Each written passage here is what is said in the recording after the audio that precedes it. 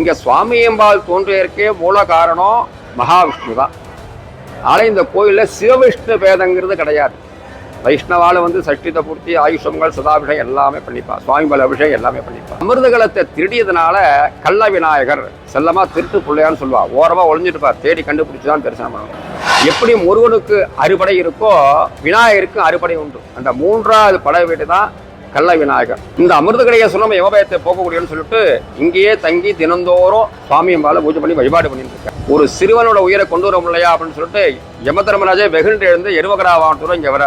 மார்க்கண்டையா வா, உன் ஆயுட்காலம் முடிஞ்சுட்டு அப்படின்னு கூப்பிடுறாரு. நான் சிவ பூஜை பண்ணிட்டு இருக்கேன், நான் வரமாட்டேன் அப்படிங்கிற. பாசகயத்தை தூக்கி போட்டு மார்க்கண்டையர் இழுத்துணும் நினைக்கிற போது லிங்கத்தை கட்டி பிடிச்சுட்டார் மார்க்கண்டையர். இந்த பாசக்கயிறானது சுவாமி மேல போட்டுருது. உடனே சிவபெருமான் வரம் கொடுத்த ஏன் வேலையா போறான்னு சொல்லி வெகுண்டு எழுந்து லிங்கத்திலேருந்து வெடிச்சு இடது காலால உதச்சு சம்மாரம் பண்ணிடுறார். மூர்ச்சையாகி வந்துறார், சம்மாரம் ஆகிறார். மார்க்கண்டேய கிருதம் சோத்திரம் எப்படே சிவசன்னிதவ்.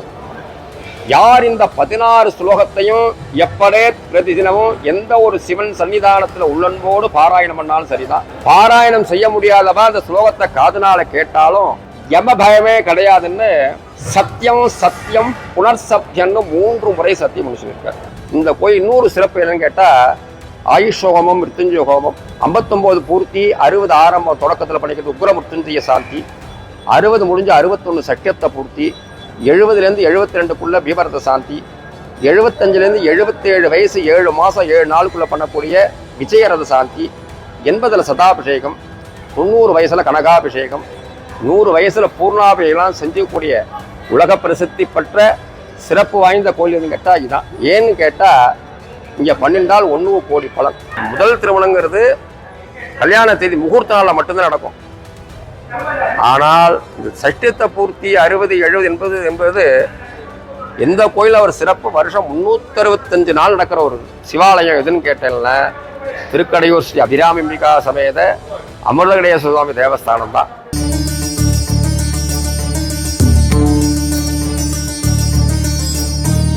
ஓம் நம பார்வதி பதயே ஹர ஹர மகாதேவா. தென்னாடுடைய சிவனே போற்றி, எந்நாட்டவர்க்கும் இறைவா போற்றி போற்றி. எல்லாம் உள்ள ஸ்ரீ அபிராமி அம்பிகா சமேத அமிர்தகடேஸ்வர சுவாமி தேவஸ்தானம். இத்திருக்கோயில் தர்ம ஆதீனத்தில் ஆட்சிக்கு உட்பட்டது. இக்கோயிலை செம்மையாக ஸ்ரீலஸ்ரீ 27வது குருமகா சன்னிதானம் ஸ்ரீலஸ்ரீ நட்சத்திர குருமணிகள் ஸ்ரீலஸ்ரீ மாசிலாமணி தேசிய ஞானசம்பந்த பரமாச்சாரிய சுவாமிகள் அருளாட்சிக்கு உட்பட்டது. சிறந்த முறையில் நிர்வாகம் செய்து கும்பாபிஷேகம் செய்து மிகவும் சிறப்பு வாய்ந்த திருக்கோயில் உலக பிரசித்தி பெற்றது. இத்திருக்கோயில் தோன்றியது வரலாறு எப்படி என்றால், ஆரம்பத்தில் பார்த்தீங்கன்னா இந்த இடம் எல்லாமே வில்வவனக்காடாக இருக்கு. இந்த க்ஷேத்திரத்துக்கே வில்வாரண்ய க்ஷேத்திரம் அப்படின்னு பேர். ஆரண்யன்னு சொன்னால் காடுன்னு அர்த்தம். வில்வவனக்காடாக இருக்கு. தேவர்களும் அசுரர்களும் திருப்பார் கடலை கடைஞ்சு அதுலேருந்து வந்த அமிர்தத்தை இந்த இடத்துக்கு கொண்டு வரார் மகாவிஷ்ணு. அப்படி எடுத்து வரும்போது ஒரு வில்வ மரத்தின் கீழே படிச்சுட்டு ஸ்நானம் பண்ணுறதுக்காக போகிறார், நீராடுறதுக்காக போகிறார் மகாவிஷ்ணு. மகாவிஷ்ணு விநாயகரை பிரார்த்தனை பண்ண மறந்துடுறார்.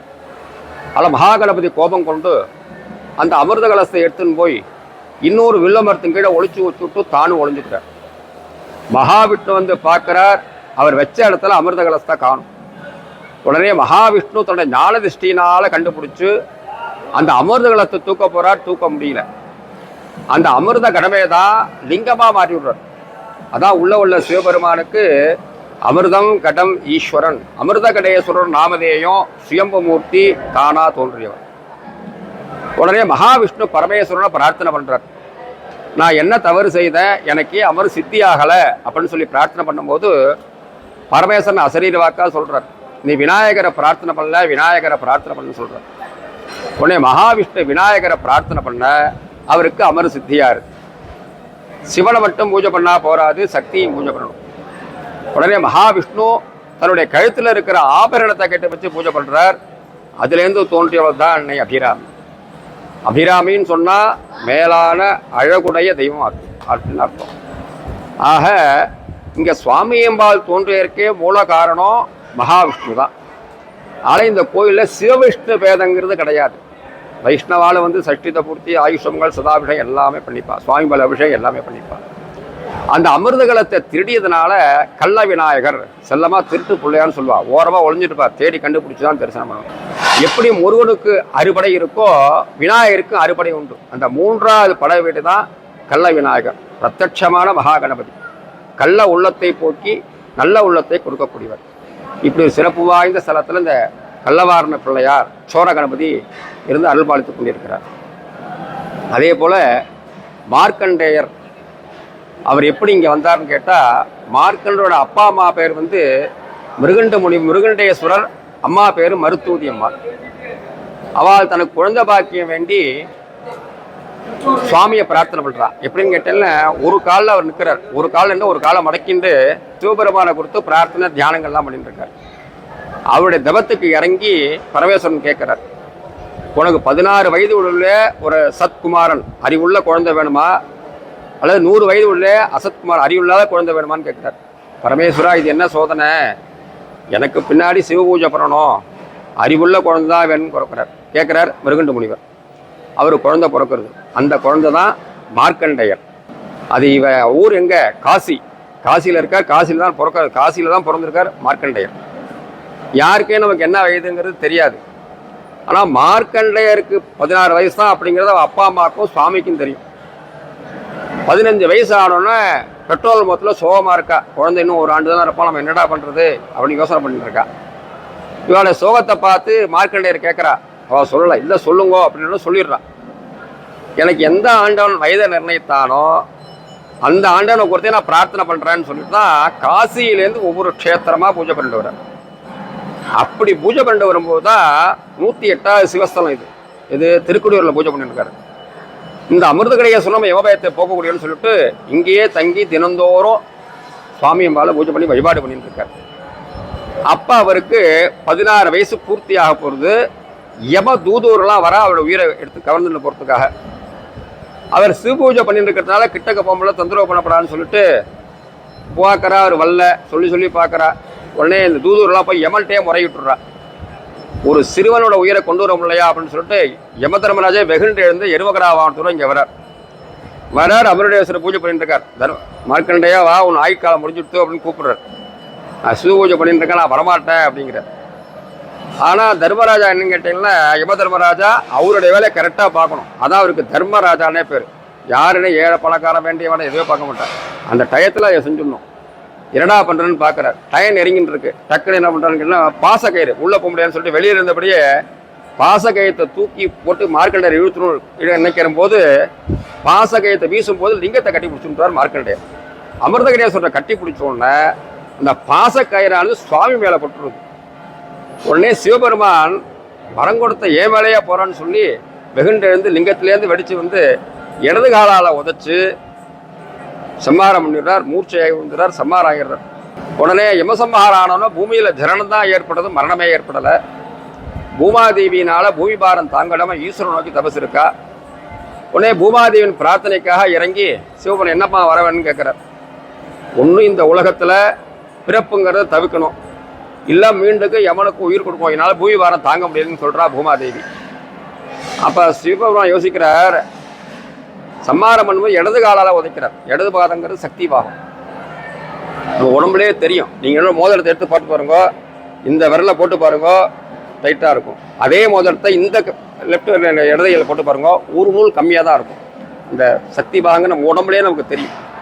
இடது பாகங்கிற சக்தி பாகம், அதில் மீண்டும் யம உயிர் கொடுக்குறான்னு சொல்லிட்டு அப்போ சொல்கிறார் யம தர்மராஜாக்கு உயிரை கொடுத்துட்டு, மீண்டும் மார்க்கண்டேயனை போல ஒரு சிறந்த சித்தனை இம்சித்தையானால் மீண்டும் உன்னை ஒரு முறை சம்மாரம் பண்ணு சொல்லி அபிராமி இங்கே குழந்தை ரூபமாக வரா.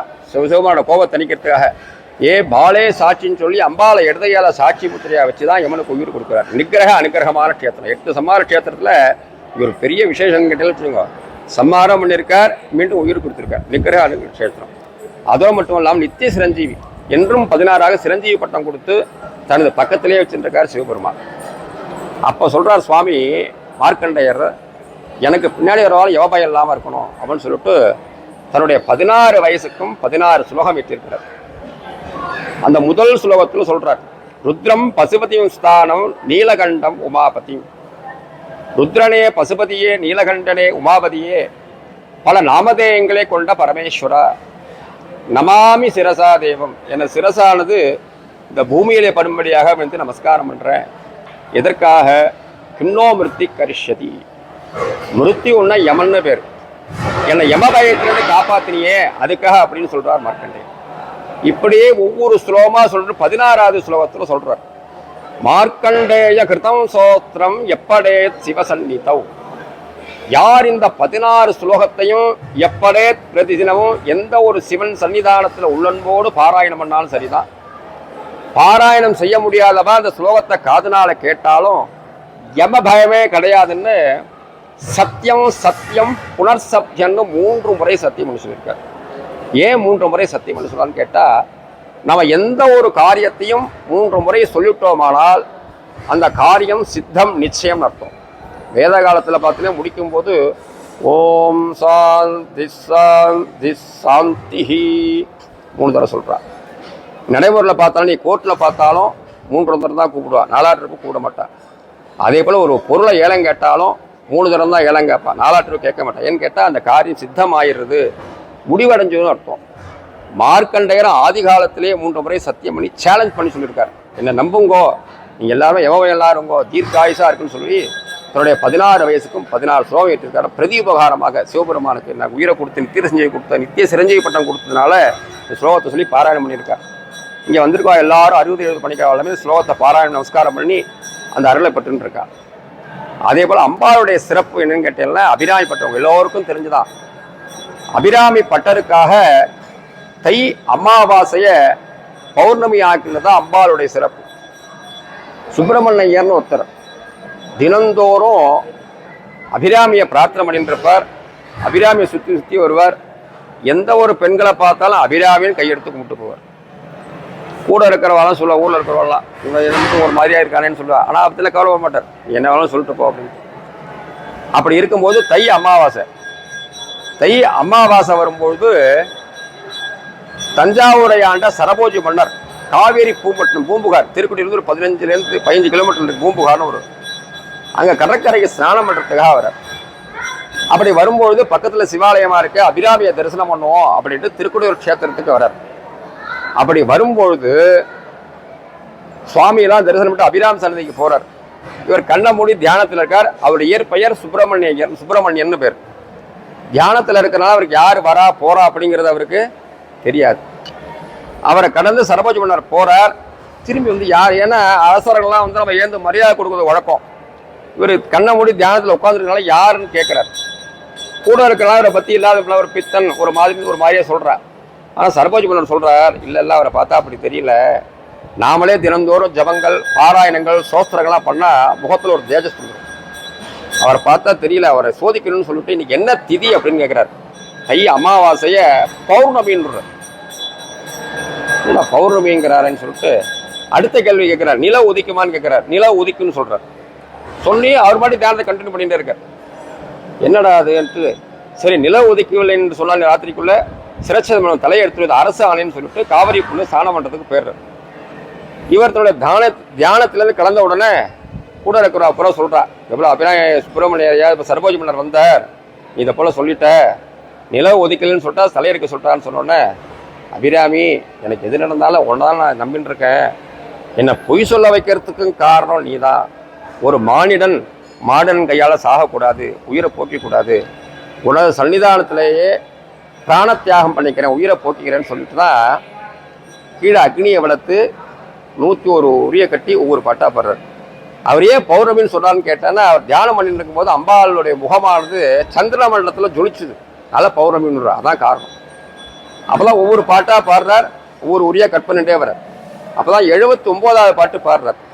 விழிக்கே அருளுண்டு அபிராம வள்ளிக்கு வேதம் சொன்ன, வழிக்கே வழிபட நெஞ்சுண்டு எமக்கு அவ்வழி கிடக்க, பழிக்கே சுழன்று வெம் பாவங்களே செய்து பால் நரக குழிக்கே அழுந்தும் கயவர் தம்மோடு என்ன கூட்டினியே அப்படின்னு பாடும்போது தான் அம்பாளத்தில் காதலுக்கு தாளங்கன்னு சொல்லக்கூடிய தோட வீசி எறிஞ்சு நிலவு உண்டாக்கி காட்டலாம். அந்த நிலவானது காவேரி பூம்பட்டத்தில் இருக்கக்கூடிய சரபோஜி மன்னருக்கும் தெரியுது. உடனே சரபோஜி மன்னர் இங்கே வந்து இந்த சுப்பிரமணியரை சுற்றி வந்து நமஸ்காரம் பண்ணி இந்நிலனுடைய பேர் அபிராமி பட்டர் அப்படின்னு அவர் தான் அந்த பேரை வச்சுட்டு போகிறார். அவர் இயற்பேர் சுப்பிரமணியன்கிற பேர் தான், அவர் தான் பேர் வச்சுட்டு போகிறார். அதுக்கப்புறம் 100 பாட்டை பாடி முடிக்கிறார். அது பதிகமும் பாடியிருக்கார். இந்த கோயிலில் 16ங்கிறது ஒரு பெரிய விசேஷம். என்னன்னு கேட்டால் மார்க்கண்டேயருக்கு வயது 16, சிரஞ்சீவி பட்டம் கொடுத்தது. 16 வகையான செல்வத்தை தரக்கூடியவள் அபிராமி. சாதாரணமாக இங்கே ஆயுஷ் ஹோமங்கள், மிருத்யுஞ்சய ஹோமங்கள், சதாபிஷேகம், சட்டியத்திரம் பண்ணுறது பார்த்தா 16 கலசங்கள் வச்சு தான் பூஜை பண்ணும். இந்த 16 வகையான செல்வம் என்னன்னு கேட்டால் கலையாத கல்வி, குறையாத வயது, ஓர் கபடு வாராத நட்பு, கன்றாத வளமை, குன்றாத இளமை, கழு பிணி இல்லாத உடல், சலியாத மனம், அன்பு அகலாத மனைவி, தவறாத சந்தானம், தாழாத கீர்த்தி, மாறாத வார்த்தை, தடைகள் வாராத கொடை, தொலையாத நித்தியமும், கோணாத கோல், ஒரு துன்பம் இல்லாத வாழ்வு. எப்போ கிடைக்கிறது? துய்யனின் பாதத்தில் அன்பும் உதவி பாதத்தனந்த 14 செல்வம் கிடைக்குன்னு சொல்லி அபிராமி பட்டர் பாடியிருக்கார். இப்படி ஒரு இப்போ தினந்தோறும் இன்னைக்கு என்னன்னு கேட்டீங்கன்னா இந்த மாதத்தில் ஆடி மாதம், ஆடி மாதத்தில் அம்பாளுக்கு ஆடிப்புற உற்சவம் மகோத்சவம் 10 நாள் விமரிசையாக நடக்கும். காலையிலும் மாலை 2 வேளையும் வாகனத்தில் போய் அம்பாள் வீதி விழா காட்சி வந்து ரொம்ப பிரத்யட்சமாக நடக்கும். தேர் உற்சவம் உண்டு, எல்லாமே சிறப்பாக நடந்துட்டுருக்கு. அப்போ இந்த கோயில் இன்னொரு சிறப்பு என்னன்னு கேட்டால் ஆயுஷ் ஹோமம், மிருத்யுஞ்சய ஹோமம் 59 பூர்த்தி, 60 ஆரம்பம் தொடக்கத்தில் பண்ணிக்கிறது உக்ர மிருத்யுஞ்சய சாந்தி, 60 முடிஞ்சு 61 சக்கியத்தை பூர்த்தி, 70லேருந்து 72க்குள்ளே பீபரத சாந்தி, 75லேருந்து 77 வயசு 7 மாதம் 7 நாளுக்குள்ளே பண்ணக்கூடிய விஜயரத சாந்தி, 80ல் சதாபிஷேகம், 90 வயசில் கனகாபிஷேகம், 100 வயசில் பூர்ணாபிஷேகம் செஞ்சக்கூடிய உலக பிரசித்தி பெற்ற சிறப்பு வாய்ந்த கோயில் எதுன்னு கேட்டால் இதுதான். ஏன்னு கேட்டால் இங்கே பண்ணிண்டால் 1 கோடி பலன்.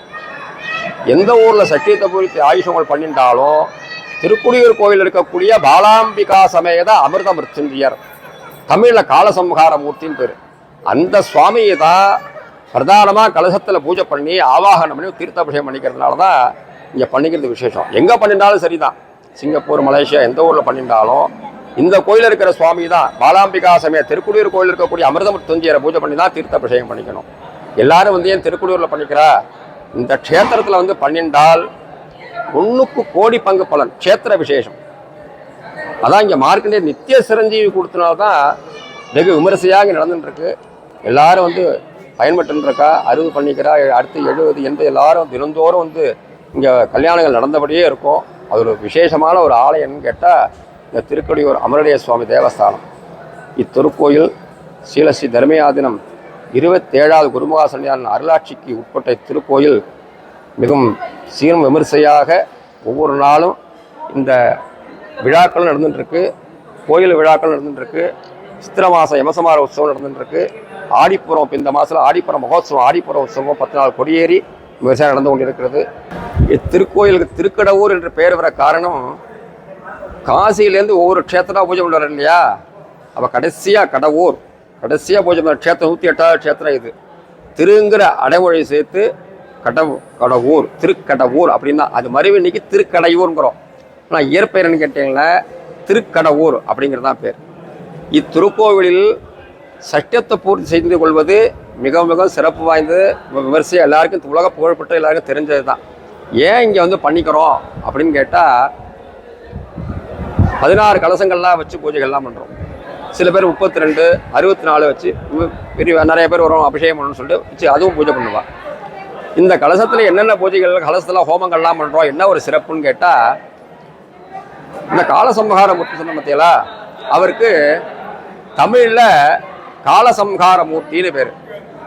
காலன்னா யமன், யமனை சம்ஹாரம் பண்ணுறதுனால காலசம்ஹார மூர்த்தின்னு தமிழில் பேர். சமஸ்கிருதத்தில் மிருத்யுஞ்சயர், மிருத்யுன்னா யமன், யமனை ஜெயம் பண்ணதுனால மிருத்யுஞ்சயர் நாமதேயம். இந்த சுவாமி தான் சட்டத்தை பூர்த்திக்கு பிரதான மூர்த்தி. நாம் கலசங்கள்லாம் வச்சு பூஜைகள்லாம் பண்ணுறோம், ஹோமங்கள்லாம் பண்ணுறோம், எல்லா சுவாமி ஆவாகனங்கள்லாம் பண்ணுறோம். சுவாமி அம்பாள் என்ன சுவாமி ஆவாகனம் பண்ணுறோம் அப்படின்னு கேட்டால், திருக்குடியூர் கோயில் இருக்கக்கூடிய காலசம்ஹார மூர்த்தி, தமிழில் காலசம்ஹார மூர்த்தி, சமஸ்கிருத மிருத்யுஞ்சயர், அந்த சுவாமியை தான் பூஜை பண்ணணும். அவர் தான் சட்டித்த பூர்த்திக்காக உள்ள தேவதை சுவாமி. அவர் தான் அப்போ இந்த திருக்குடியூர் கோயிலே வந்து பண்ணிக்கிறதுனால நமக்கு என்ன ஆகுதுன்னு கேட்டீங்கன்னா 1க்கு கோடி பங்கு பலன் கிடைக்கிறது.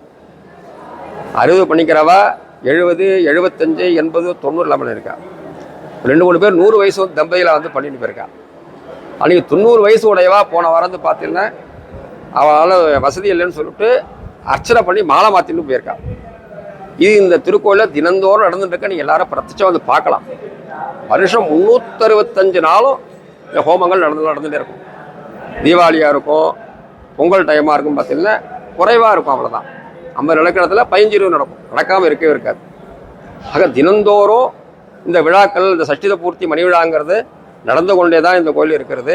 என்ன காரணம் கேட்டால் இங்கே வந்து 12 எல்லாருமே வாழையடி வழியாக வந்து அவள் பையன் பேரெல்லாம் பண்ணிட்டு இருக்கா.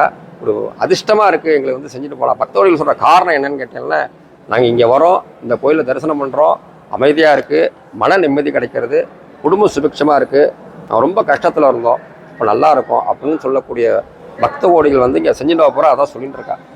ரொம்ப ஏழ்மையாக இருப்பா பாருங்க. அவள் பார்த்தேன்னா இந்த 60 வயசுக்கு பார்த்தேன்னா அர்ச்சனை பண்ணி இந்த மார்க்கண்டே காலசமாபிசல்ல மாலை மாற்றிட்டு போவாள். சில பேர் இங்கே மாலையை மாற்றிட்டு அபிராமி செல்ல திருமங்கல்யாணம் பண்ணிட்டு போவாள். இங்கே ஹோமாலுக்கு வசதி இல்லைங்க அப்படின்னா இந்த கோயில் வந்து பண்ணிக்கணும் அப்படிங்கிற ஒரு சிறப்புன்னு நினச்சிட்டு சிறப்பு. அதனால் எல்லாரும் இங்கே பண்ணிட்டு இருக்கா. அதுபோல் பக்தோழிங்க எல்லோருமே வந்திருந்த தினந்தோறும் இந்த அபிராமி அம்பிகா சமேத அமிர்தகேச திருவருளுக்கு பாத்திரமாகும்படி பக்தோர்கள் அனைவரையும் தேவஸ்தானத்தின் தரமாக கேட்டுக்கொள்கிறோம். திருக்கோயிலுக்கு வரக்கூடிய வழி என்னன்னு கேட்டால், சென்னையிலேருந்து வரான்னு வச்சுக்கோங்களேன். சென்னையிலேருந்து பாண்டிச்சேரி, கடலூர், சிதம்பரம், சீர்காழிலேருந்து பைபாஸ் ரோடு, எல்லாமே பைபாஸ் ரோடு தான் வந்துட்டுருக்கு. இந்த சீர்காழிலேருந்து காரைக்கால் அல்லது நாகப்பட்டினம், அந்த ரோட்டில் வந்தேன்னு சொன்னீங்கன்னா இந்த ஆக்கூர் முக்கூட்டு தாண்டி தான் வச்சுக்கோங்க. காரைக்கால் 20 கிலோமீட்டருக்கு முன்னாடியே திருக்குடியூர் பஸ் ஸ்டாப் இருக்குது. அங்கே இறங்கி வந்துடலாம். அதில் கோயம்புத்தூர் சேர்ந்து வரா பாருங்க. அவள் வந்தாலும்னா திருச்சி, தஞ்சாவூர், கும்பகோணம் வழியாக வந்து மயிலாடுதுறை வந்து தான் வரணும். ட்ரெயினில் வரவா, சென்னையிலேருந்து வரவா மயிலாடுதுறையில் இறங்கி அங்கேயும் ஜங்ஷன்லேருந்து கார் எடுத்துன்னு வரலாம். பஸ் இருக்குது, பஸ் இறங்கி பஸ்ஸில் மாறி இன்னொரு பஸ் ஸ்டாண்டுக்கு வந்து மாறி திருப்பி பஸ்ஸுக்கு வரணும்.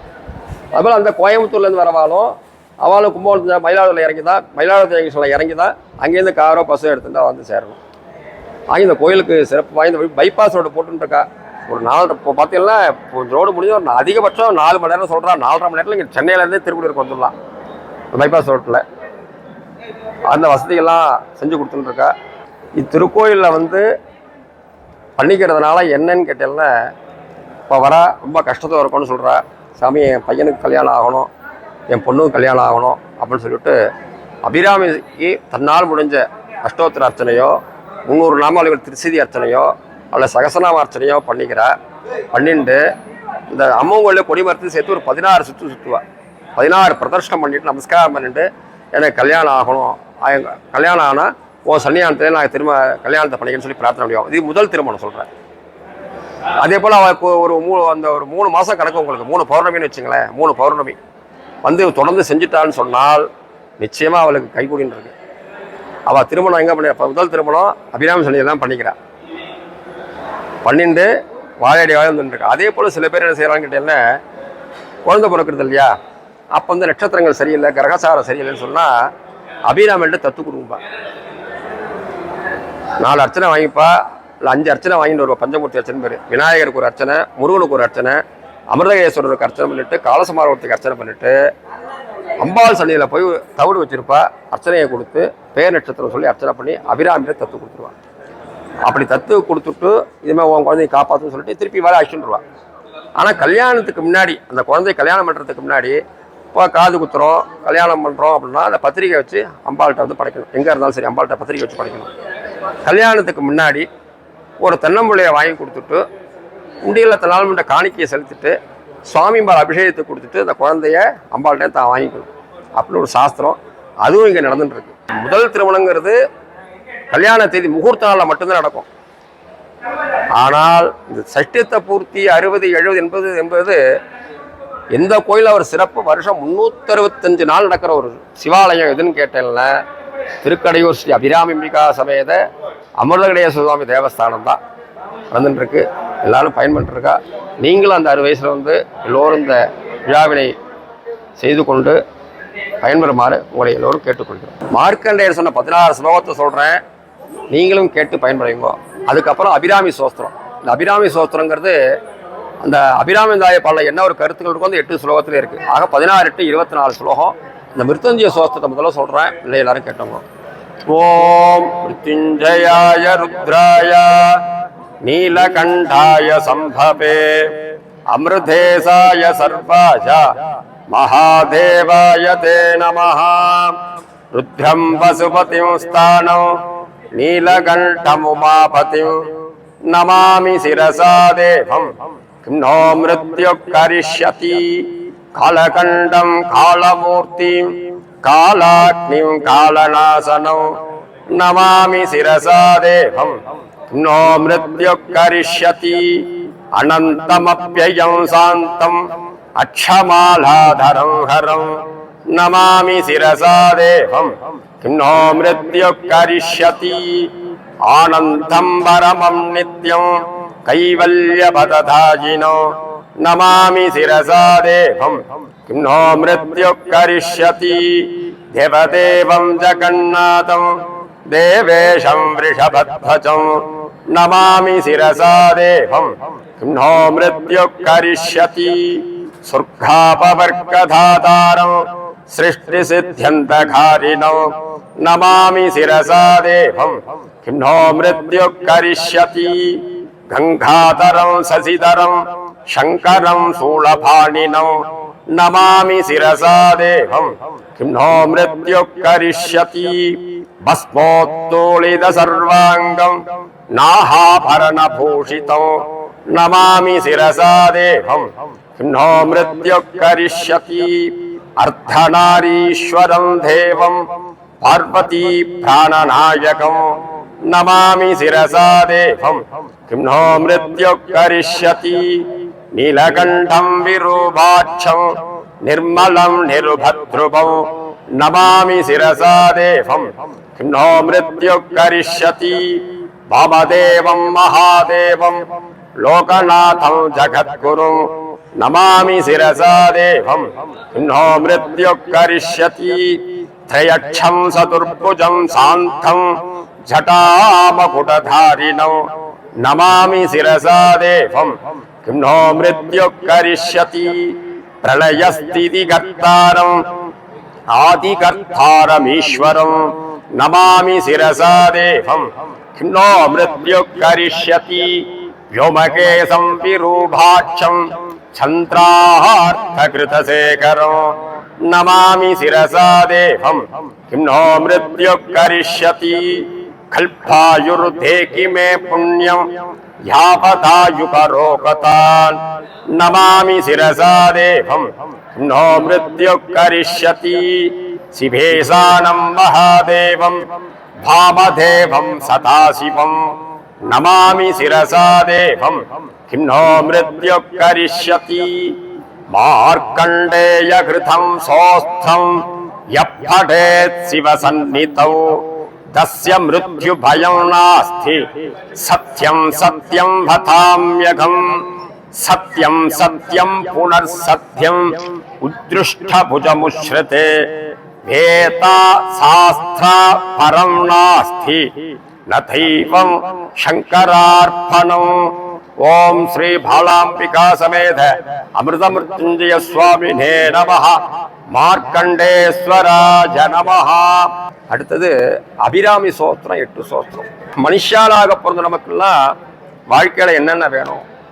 நீண்ட ஆயுசை கொடுக்கணும், ஆரோக்கியத்தை கொடுக்கணும், ஐஸ்வர்யத்தை கொடுக்கணும், சகல விதமான சௌபாக்கியத்தையும் கொடுக்கணும், கணேசனையும் ஸ்கந்தனையும் போல சத்புத்திரால் நல்ல குழந்தைகளை கொடுக்கணும். அந்த குழந்தைகள்லாம் கல்வியில வித்தையில 100க்கு 100 மார்க் வாங்கணும். எனது கணவன் தீர்க்காயுசா இருக்கணும், பெண்களுக்கெல்லாம் தீர்க்கமான மாங்கல்ய பலத்தை கொடுக்கணும்னு சொல்லி பிரார்த்தனை பண்ற அபிராமி சோத்திரம். அபிராமி பற்ற சொன்ன ஒரு 8 ஸ்லோகம். ஓம் சர்வமங்கல மாங்கல்யே சிவே சர்வார்த்த சாதகே சரண்யே த்ரியம்பகே கௌரி ஸ்ரீ அபிராமி நமோஸ்துதே. நமஸ்தே லலிதே தேவி ஸ்ரீமத் சிம்ஹாசனேஸ்வரி भक्तानामिष्टते मातः अभिरामि नमोस्तुते। चन्द्रोदयं हृतपतीं ताडङ्केन मघेश्वरी आयुर्देहि जगन्मातः विरामि नमोऽस्तु ते सुधाकडेशश्रीकान्ते शरणागतवत्सले आरोग्यं देहि मे नित्यं श्री अभिरामि नमोऽस्तु ते कल्याणी मंगलम देगी जगन्मंगलकारिणी ऐश्वर्यं देहि मे नित्यं अभिरामि नमोऽस्तु ते चंद्रमंडल मध्यस्थे महात्रिपुर सुंदरी श्रीचक्रराज निलये अभिरामि नमोऽस्तु ते राजीवलोचने पूर्णे पूर्णचंद्र विधायिनी सौभाग्यं देहि मे नित्यं अभिरामि नमोऽस्तु ते गणेशस्कन्दजननी भेतरूपे धनेश्वरी विद्यां च देहि मे कीर्तिम् अभिरामि नमोऽस्तु ते सुवासिनी प्रिये मातः सौमङ्गल्य विवर्धनी